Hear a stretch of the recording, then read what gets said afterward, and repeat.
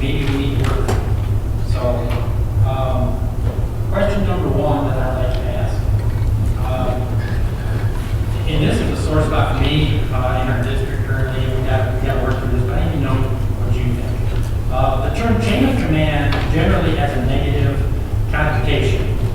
What does it mean to you, and how do you see the chain of command working with you in the superintendent position with regards to your staff, students, parents, and community? So I understand the statement and the chain of command and comments used by communication. In any business organization, you have to have points of contact throughout the entire process. However, throughout that school, people have to be willing and able to talk to whoever they want. So for example, I receive a lot of phone calls from parents throughout the district because they're comfortable talking to me based on the relationship that I create. However, part of that conversation is redirecting them back to who's in charge of that specific department. Hold the button up top for a second or two.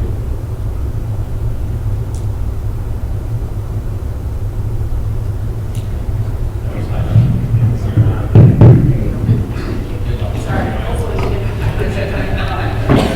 That's all right. So we use a line of communication. Part of building this program and this team is to have a comfort level from everybody in the district. As I mentioned, this morning I had two parents call me that were upset about transportation.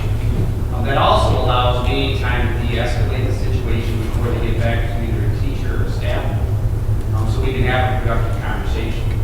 Well, part of our conversation is going to be going back to that supervisor or teacher. I always follow up with it, but I do know that we have to have a point of contact. So we talk about transportation. I have a parent that calls me upset about their child didn't get picked up on time. I listen to them.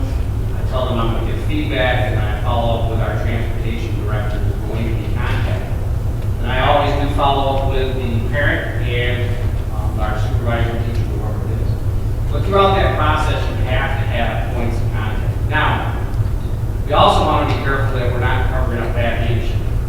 So if we have an individual that is unwilling or has no desire to go to an administrator because they feel like there's going to be some kind of punishment for doing so, that's my responsibility. I need to provide leadership and direction for those administrators or supervisors to make sure that we have a comfort level. We should be able to have tough conversations. So it's a full round of the circle. We call it our line of communication plan. And we never make an excuse for not communicating. If anything, we over-communicate. Our admin team create lists every day of who they need to communicate with in contact. Thank you. Mr. Dion, how about a question? How are you addressing the social emotional needs of students in your district?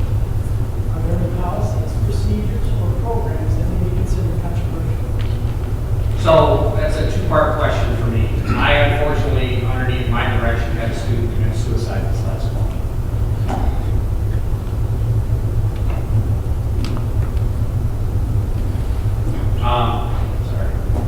Prior to that point, we had warning signs that we had in place to help the student, and we failed. At the end of the day, we can stand on our soapbox and say that we shouldn't implement this program or that program. At the end of the day, we had a student commit suicide. So we have policies and procedures as far as it goes with the curriculum. Before any curriculum, whether it's trails, sex ed, health, it goes through our vetting process, through our curriculum plan. That's usually a year process. So at the end of the day, when we present a curriculum of any type, we've had community input, healthcare input, our local churches participated, our teachers participated, our parents participated. So we've done a complete circle for vetting and any program that's been put in place.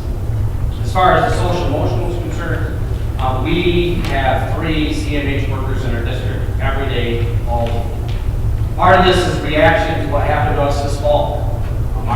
Working with our ISD, we were able to have 231N social workers come into our district, which is more of a tier 1 to tier 2 supports, where they're doing small groups, communication.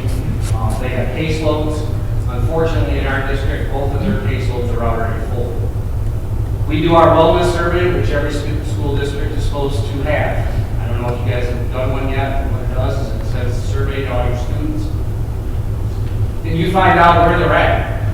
Unfortunately for us, 13% of our middle school and high schools have stated that they have thought about committing suicide.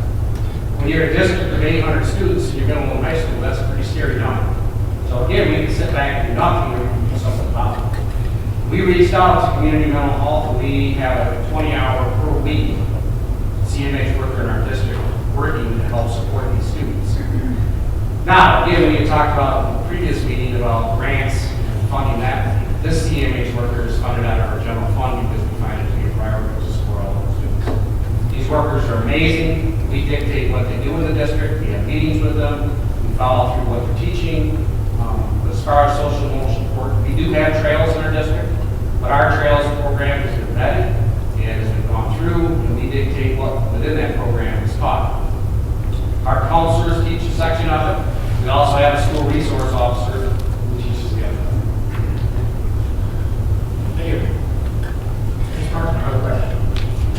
If you and our other candidates are very evenly matched, what would be one distinguishing characteristic that would separate you and make you the best choice to be our next superintendent? I would say track record. My hope is that you guys have an opportunity to contact constantly from River Valley.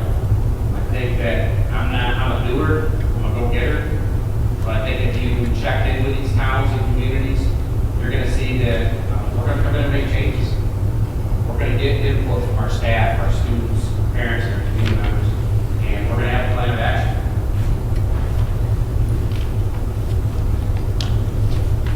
Thank you. Ms. Dahl-Akers, I have a question.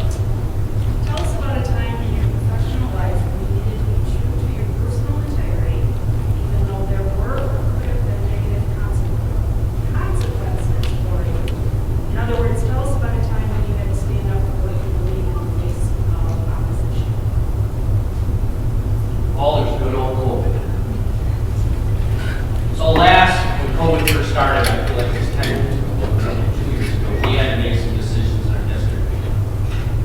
Our community is a hard-working community that works down in the mobile home camper industries in Indiana. We also have Pioneer, Mansano, which is the largest seed production companies in the world.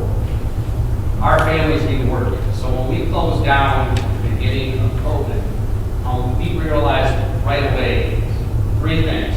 We're the safest place for kids. Our families need work, so our kids need to be in school, and it was the best form of education we could provide our students.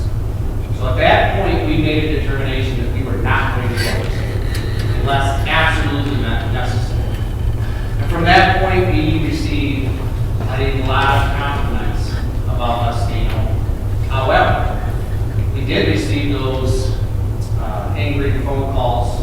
It's called a lot of names for not following OED science. Our priority was students. We knew it was the safest place for our kids to be. How many kids are going to eat? We are lucky enough that I implemented a dinner program in our school where we feed our kids 3 meals a day before they go home every day. So we knew we were going to feed them. We knew they were going to be safe. And we knew we were going to provide the best form of education. So I would say COVID. Thank you. Ms. Burton. How hard are you willing to push back against political agendas when pushed onto the students in our district from either side of the aisle? I'm going to do what's best for kids. I know I said it in my first interview. Every day we wake up in the morning and say we're going to do what's best for kids, and somewhere throughout the day we make changes that are best for adults. I can promise you, if you did your background on me at Constantine River Valley, I would do what's best for kids every day. There is no room for an individual agenda. We have priority standards in our district. We have questions about curriculum. Our curriculum is laid out by essential standards, proficiency scales. There is no room for agendas. So our job is to educate our students, and that's what we're doing. Thank you. Ms. Phillips. What was your philosophy on special education and gifted education? So if I feel one area of any school district to get itself in trouble is special education. When I became superintendent superintendent at Constantine Public Schools, the first thing we did was an audit of our special education district-wide. We have what used to be 4 levels of special ed in our district. What would have been considered a resource group back in the day. It's now a level 4 special education program within the district. That was deemed by the state of Michigan to be legal, so we had to revamp special education in the county as a whole. The first things I did is I appointed someone in our district to be the special ed director. Are we doing our IEPs correctly? Are they consistent across the district? Is everybody trained appropriately? We put time and money towards her to get her trained. We gave her 1 day a week to start going through our IEPs to make sure that they were accurate. So by the time it got to the Department of Education, we knew if we were going to be flagged or not. Over the last year and a half, we made amazing strides, and in our audit, we were 99% accurate throughout the district. I take special education very seriously. We're in their classrooms a lot, building relationships with them. They're in our offices a lot because we built those relationships. And coming from a district that what we considered 4 different levels, we have high achieving special ed students to low achieving special ed students. So we have a big spectrum there. Our special ed teachers meet once a month as a group to go over all the special education laws, their IEPs, reads, manifestations. We also went through and revamped procedures and protocols for our special ed department. Our administrators staying from the beginning to the end of the meeting, which is required by law. Do we have the appropriate people there? So we are auditing ourselves every month through our special ed.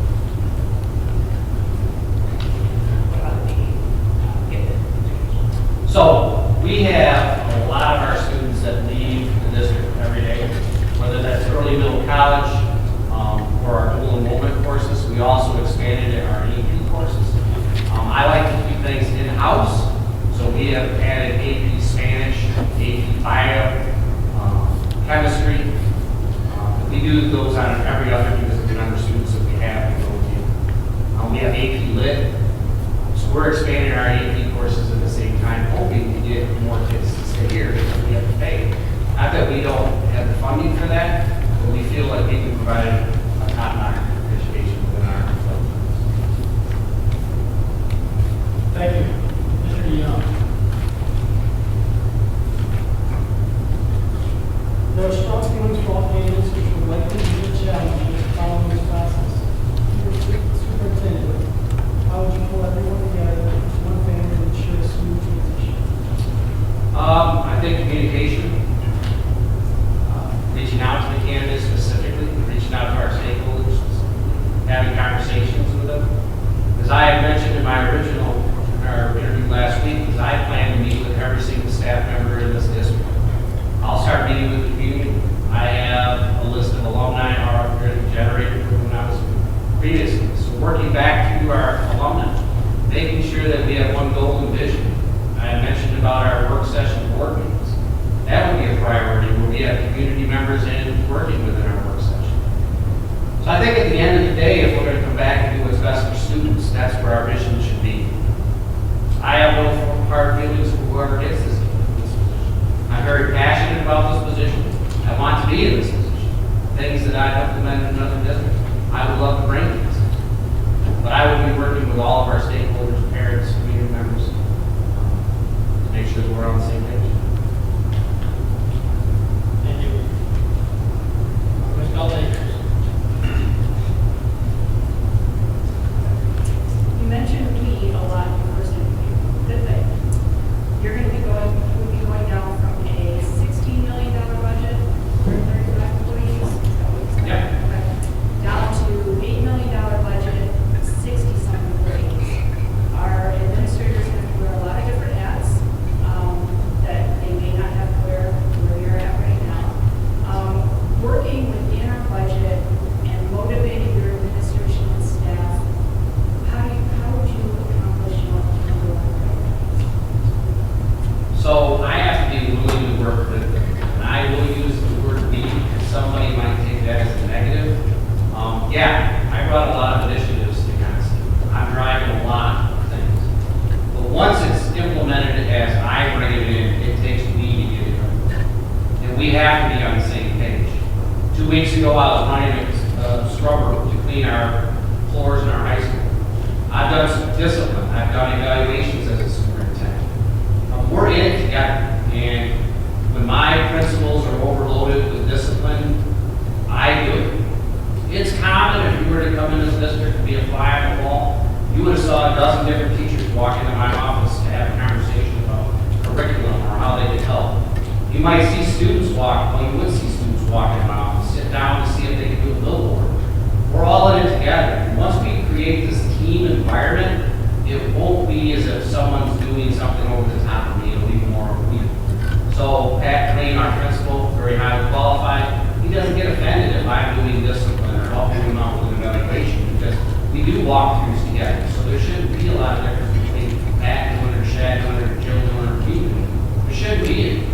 I will tell you that the difference between going from 135 employees to $15.5 million budget is I came from Gobles. As a small school coach and teacher and employee, you learn how to do things well with less.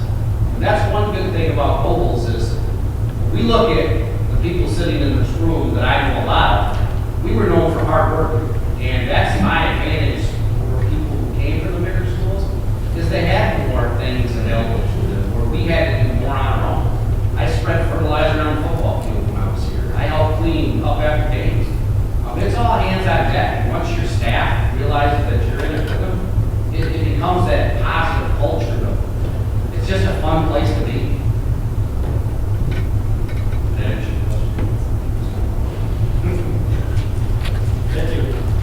Mrs. Martin? How would you raise standards and expectations in the district? Great question. So one of our core values is hard work. It's like ordering a pizza. You ask 100 different people what hard work meant to them, you're going to get 100 different answers. So by making one of our core values hard work, as we start to define what hard work means. So if we're in a classroom and a kid is goofing off and the teacher says, "Are you working hard?" they should immediately know what they meant. Now that's surface level.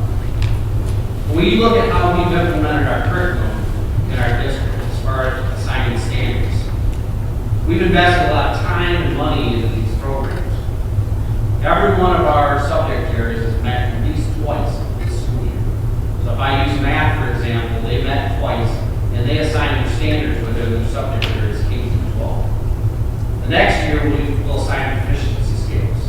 So when we define, when we talk about hard work within a curriculum, if a student has to achieve 80% in class for an assignment to be proficient, we have to go back and pick which standards they failed on or struggled with, and we have to reteach that standard. That's powerful. If you look at any other organization in the world, if you don't do something properly, you don't move on. And this goes for teaching and it goes for our students. So within that math curriculum, if we're talking about chapter 1, and at the end of the week we give an assessment, and student A scored 60% on it, the teacher would go back and look at the standards that were assigned to that chapter. We would have to go back and reteach those standards. The student would have to go back and relearn those standards before they move on to the next level. Now that's a natural raised bar for any curriculum. That's a very broad explanation of what we're doing here. And the teacher's immediate thought is this is going to cause me more work. Actually, we refine what they're teaching. We talk about agendas and items like that. This narrows our scope of what we're teaching and how we're teaching. We also look at the how we teach. Pink Floyd, The Wall, where we all sit in the room when we get to the assembly line, is no longer. When we reached out to local businesses and organizations, I mentioned in my previous interview that they told us that students didn't know how to communicate with each other.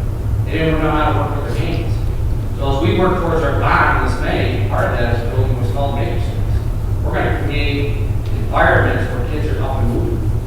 We're a push for a STEM school. We're looking at expanding our STEM. Every one of our freshmen come in and take it.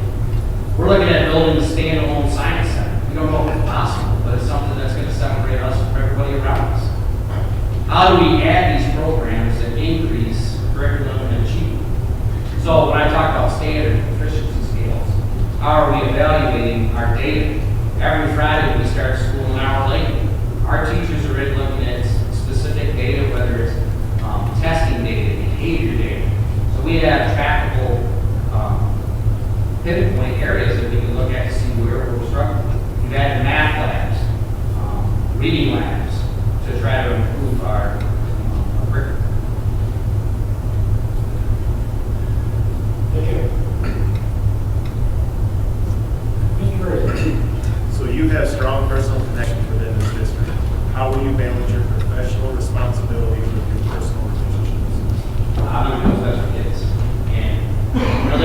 concerned about my family members working here, my kids working here, my sister working here. They all know the level of expectations that I have for myself and them. One of our core values is integrity. You ask any employee that works for me, I'm going to work alongside them, but we're also going to do what's right. At the end of the day, I was raised with a pretty solid foundation of morals and ethics. I raised my kids that way. I surround myself with people who believe the same way as that. So I've never had an issue with personal life and professionalism because I want to do what's best for kids.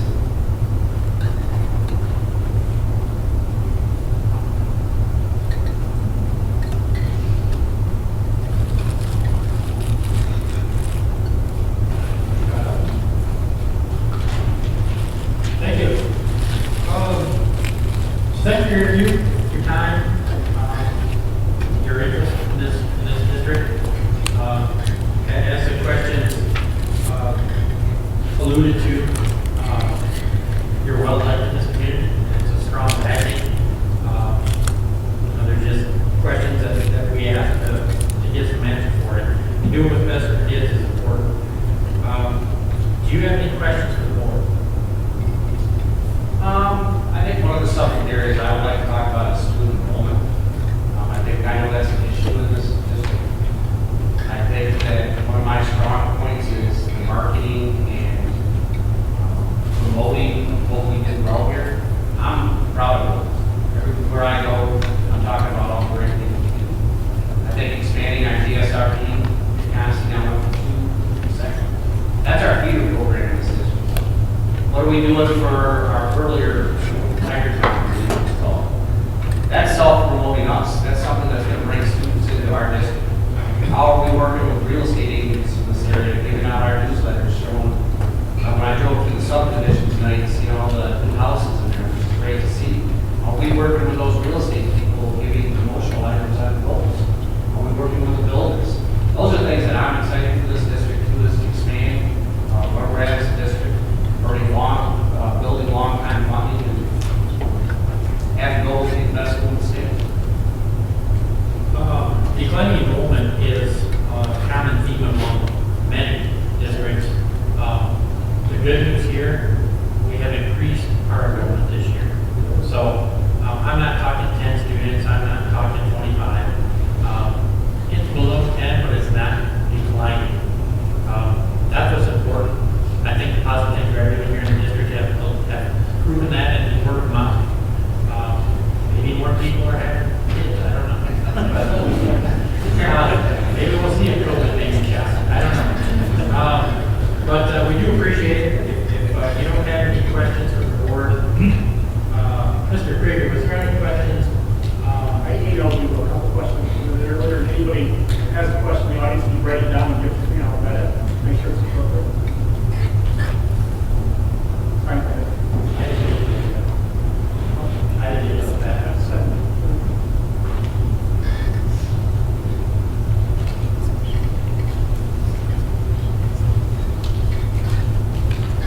There we go. Just came in. There was one earlier, so about an hour ago. There we go.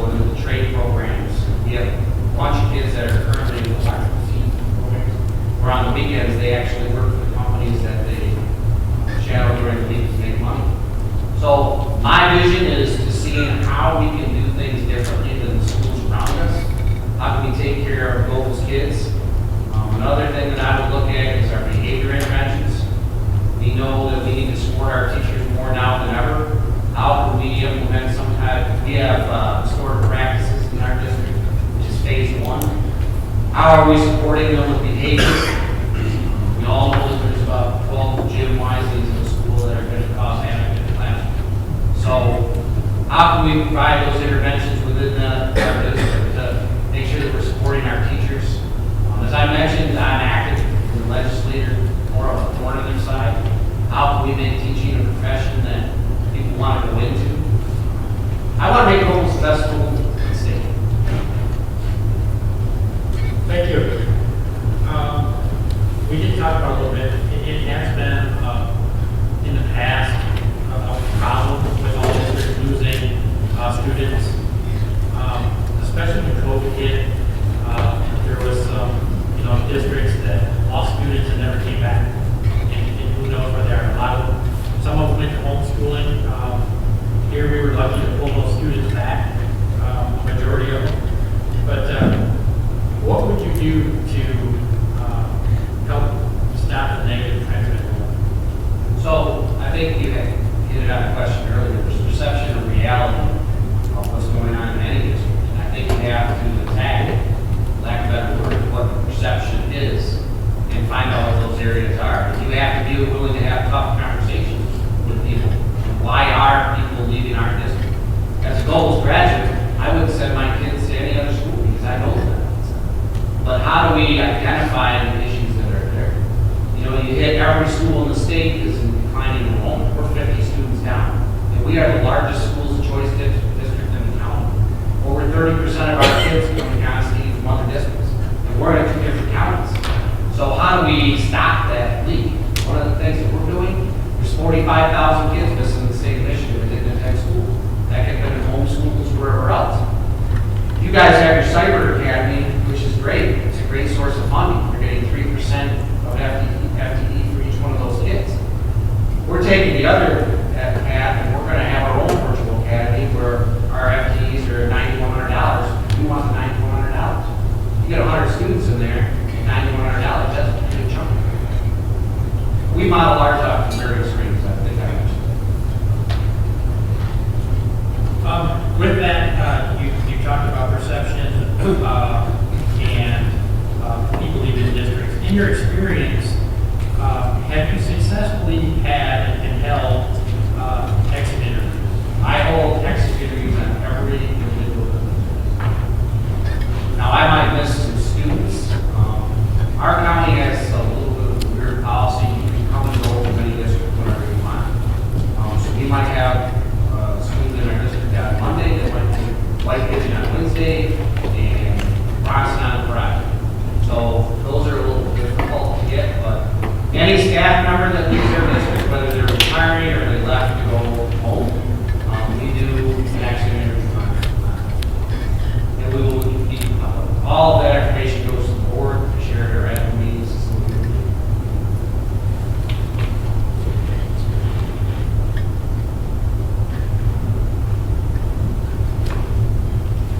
So I did speak with your Board of Education president, Terry, and he is a great guy. We talked about some challenges and things and such. What are some of your successes in students throughout the district, say, K through 8, and how have you increased their test scores? So I think raising the bar as far as the excitement of being in the school and the culture itself, food goes a long ways. Like I said, we feed our kids 3 meals a day. When they've got a full belly, we're a little more excited about it. I can tell you that I read in the first grade classroom today, and when I walked in, they yelled, "I was wise." I'm in the district a lot.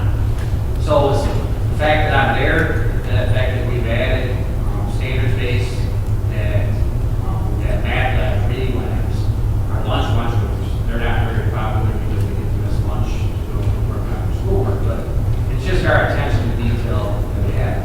I talked about ESSER funds. We've expanded our summer program to have our STEM camps. We provide transportation to and from all of our summer school activities. We have before and after school activities. We have an amazing retired teacher that came back and does our NHS and a lot of our AP classes. So just pushing the envelope, adding curriculum when we need it. Very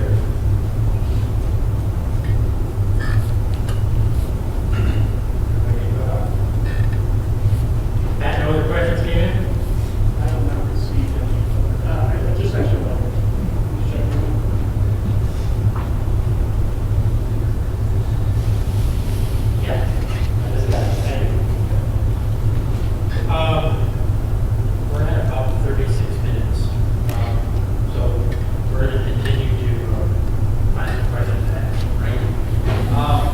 What would you do to support teachers in terms of student discipline? We currently have some good things in place, but what would you do to support teachers in terms? So I love this question, because we spend a lot of time. As I mentioned, we implemented restorative practices in the district.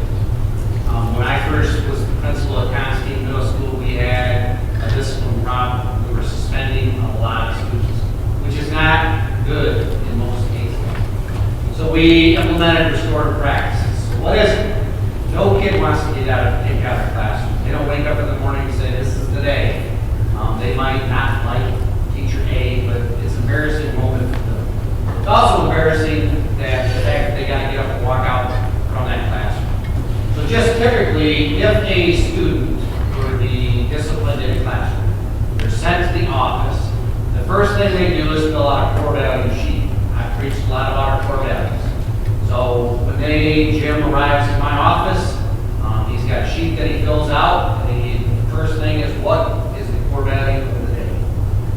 Then he has to answer, or she has to answer, how did their behavior negatively impact the classroom culture? So our role and our job is to get the students to self-evaluate their behaviors within the classroom. Now this takes a little time at first, but throughout this process that I've told you so far, there's very little that's been done by the teacher. We also train all the teachers in restorative practices. So before that teacher can go, or before that student can go back into the classroom, they have to fix the relationship they just damaged by leaving that classroom. This is the powerful part of the program. Jim has to go to Mr. Baxter and explain my behaviors to you and how it negatively impacted that classroom. That's pretty powerful. And what we see is they can start to fill out the sheet, but they also start to reflect on their own behaviors. We also saw, it was about December, they started challenging each other in positive ways. They started to talk about, we don't act like that here, which is very powerful. So we understand it. So we're restorative practices district-wide.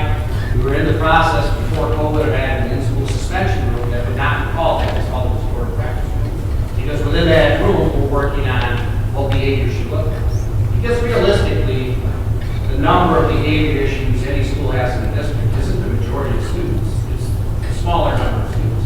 We spend the majority of our time. So we support our students with restorative practices.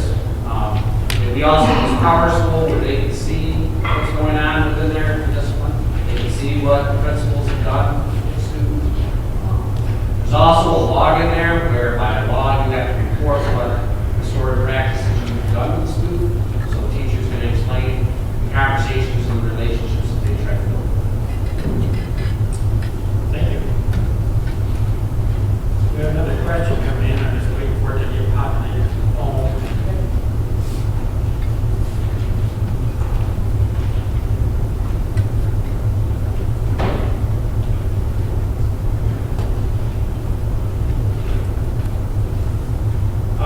So you were here. Yeah. How many years were you a teacher here?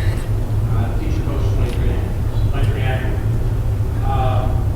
You left for another position out of the district. Where do you see yourself in the next 5 years professionally? It goes Gobles, my wife did it. You know, so you were born and raised here in London, Gobles. You know, give us a couple of reasons why you want to come back. I can explain why I left. We went through 3 principals and 3 superintendents within 6 years. Kind of the environment that I've been talking about, and I've had the opportunity to work with some amazing superintendents. Mr. Tommy Taylor, one of the best guys ever. Mr. Kearney, my superintendent at River Valley, the best leadership person that I've ever been around. That's where the majority of things I do come from. I left because I could either complain or do something about it. When I got hired at Gobles Public School, as I mentioned with Mr. Hudson and Mr. Schmidt and all these, Mr. Harvey and all these guys around me, this was a place that I was going to be forever. When I decided to go into administration, it was with the goal that I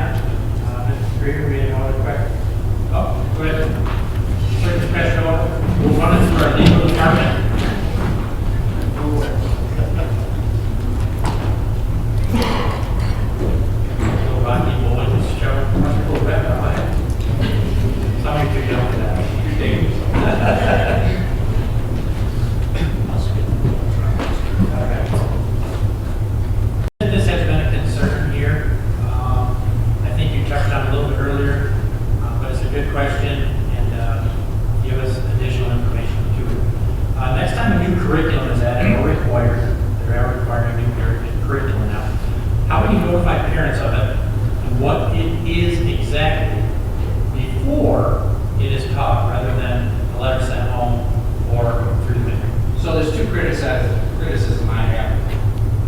Is I usually hit the ground running a little too fast. And the other one is my transparency. If you have a solid curriculum plan that goes through the vetting process, everybody is going to have an opportunity to look at that, to see it. We talk about communication, how do we communicate these things out? We mail it. We put it through, we use school messaging, social media. We try to inform as many people as we can of everything that we're doing. So when we, right now is our math cycle. So I mentioned we're going through standards-based training where our subject areas are identified in standards. This is our math curriculum year. So not only are they meeting the twice a month, they meet one additional day where they are going through math curriculum, K through 12. So if you walk into our district in second grade, you should be able to tell what curriculum we are teaching. That doesn't matter what subject it is or what curriculum it is. It is going to go through this process. Our health curriculum went through the same exact process. We put it out on school messaging, social media, any form of communication we can that is available in all of our offices to help people to come and see it. It shouldn't be a surprise. And as long as you're doing this process, you will have less